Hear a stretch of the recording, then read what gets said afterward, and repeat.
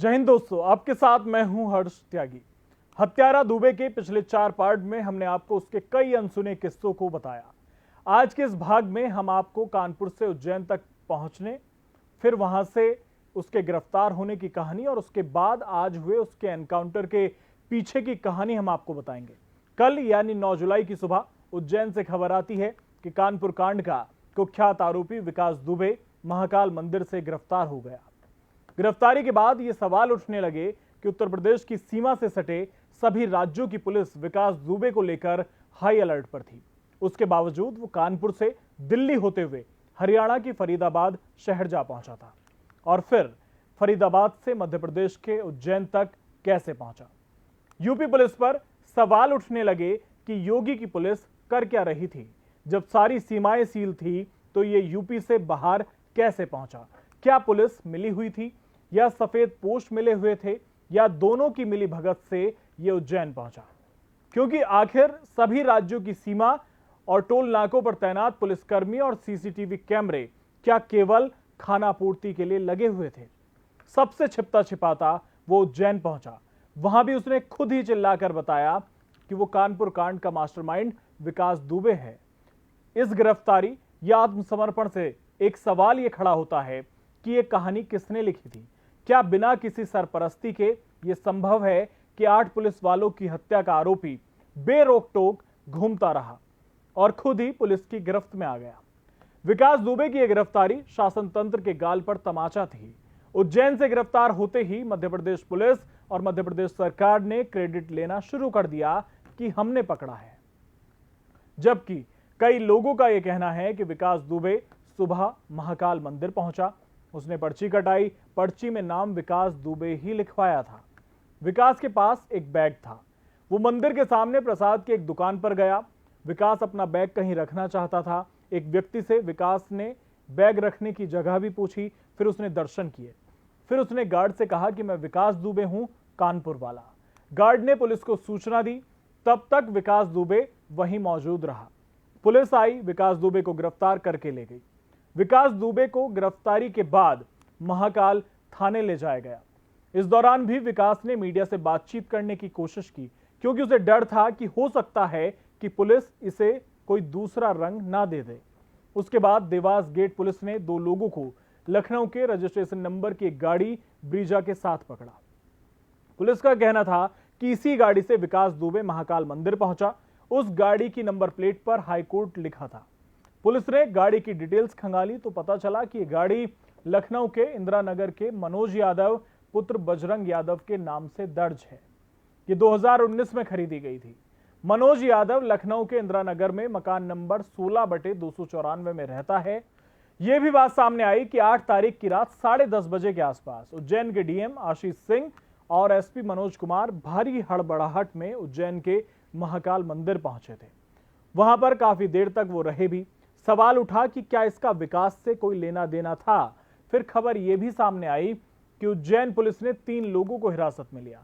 इसमें एक स्थानीय नागरिक हैं और विकास दुबे ने 2 वकीलों से मुलाकात की थी और इन्हीं ने विकास दुबे को उज्जैन पहुंचाने में मदद की थी। इन्हीं दोनों वकीलों को हिरासत में लेकर पूछताछ की जा रही थी। बहुत से सवाल उठे कि फरीदाबाद से उज्जैन तक का सफर सड़क मार्ग से करने में कम से कम 14 घंटे का समय लगता है। दोनों शहरों के बीच की दूरी लगभग 774 किलोमीटर है, तो उसने ये सफर कैसे तय किया। विकास दुबे को आखिरी बार फरीदाबाद में देखा गया था, जिसके कुछ सीसीटीवी फुटेज सामने आए थे और पुलिस के सूत्रों ने भी उसके पैदल दिल्ली में एंट्री करने की पुष्टि की थी। कानपुर में शूटआउट कांड करने के बाद उसकी लोकेशन औरैया भी देखी गई थी। यूपी पुलिस और एसटीएफ कानपुर से लेकर प्रदेश के अलग अलग हिस्सों और दूसरे राज्यों में विकास दुबे की तलाश में पुलिस जुटी थी। इस दौरान कई जगह छापेमारी भी हुई। कुछ सवाल और भी उठ रहे हैं, जैसे कि वो घटना के 2 दिन बाद भी कानपुर में कैसे रहा, क्योंकि जानकारी यह है कि घटना को अंजाम देकर वो घर के पीछे खड़ी बाइक से भाग निकला और 2 दिन तक कानपुर के शिवली में ही दोस्त के घर रहा। लेकिन यूपी एसटीएफ और 40 थानों की पुलिस उसका पता नहीं लगा सकी। फिर उसकी अगली लोकेशन औरैया मिलती है, जो कानपुर से 92 किलोमीटर दूर है। इतनी सख्त नाकाबंदी के बाद वो कैसे इतनी दूर पहुंचा। औरैया के बाद उसकी अगली लोकेशन हरियाणा के फरीदाबाद पता चली। आपको जानकर हैरानी होगी कि वो अपने राज्य से निकलकर दूसरे राज्य के फरीदाबाद पहुंच गया, जो 385 किलोमीटर दूर है औरैया से। फरीदाबाद में कुछ जगह वो सीसीटीवी में दिखाई दिया, लेकिन गिरफ्तार नहीं हो सका। हरियाणा पुलिस और यूपी एसटीएफ की टीम फरीदाबाद के होटल में पहुंचती है, लेकिन इससे पहले विकास दुबे वहां से निकल गया। सीसीटीवी में बस उसकी एक झलक दिखाई दी, जिसमें वो एक ऑटो में बैठता दिखा। बाद में वो एक रिश्तेदार के घर में भी रहा, फिर भी उसे नहीं पकड़ा जा सका। और उसकी गिरफ्तारी कहां से हुई? उज्जैन से। एक और राज्य पार कर वो फरीदाबाद से 773 किलोमीटर दूर उज्जैन पहुंच गया। सवाल उठा है, कैसे, किस रास्ते से पहुंचा? ये 773 किलोमीटर लंबा सफर तय करने के दो रास्ते हैं।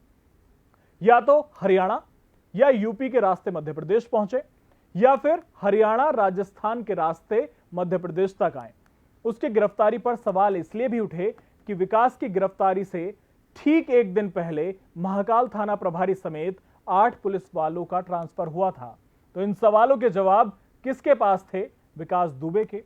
अब आपको बताते हैं कि विकास दुबे ने पूछताछ में क्या बताया। विकास दुबे से 8 घंटे तक पूछताछ की गई। कुछ मीडिया रिपोर्ट्स ये कहती हैं कि पुलिस पूछताछ में विकास दुबे ने कबूला है कि मुठभेड़ में मारे गए पुलिस वालों को जलाने की प्लानिंग थी। उसने कहा कि हमें खबर थी कि पुलिस सुबह आएगी, लेकिन पुलिस रात में ही आ गई। एनकाउंटर के डर से हमारी ओर से फायरिंग की गई थी। विकास दुबे के चौबेपुर थाने के अलावा कई दूसरे थानों में लिंक थे।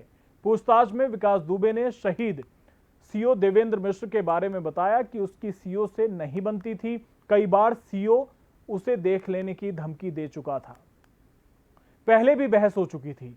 विनय तिवारी ने भी बताया था कि सीओ तुम्हारे खिलाफ है, इसलिए मुझे सीओ पर गुस्सा था। डीएसपी मिश्र मुझे लंगड़ा बोलता था।